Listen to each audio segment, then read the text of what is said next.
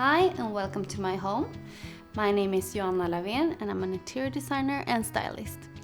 Today I'm going to show you how to decorate with the rugs and more specifically how to place them in your living room. Using a rug can really define a space and create a room within a room. I try to avoid to place the furniture up against the wall.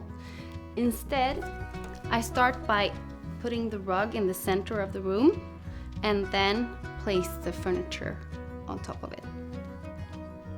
A thing that many people do is that they buy a rug that's too small for the space they're decorating. And my tip to you is that you buy a rug that's big enough to fit your coffee table, sofa, the front of the sofa, and the front of the armchairs. If your rug is big enough to fit the sofa, then you can leave around 25 centimeters around the sofa so it doesn't look like it's standing on the edge.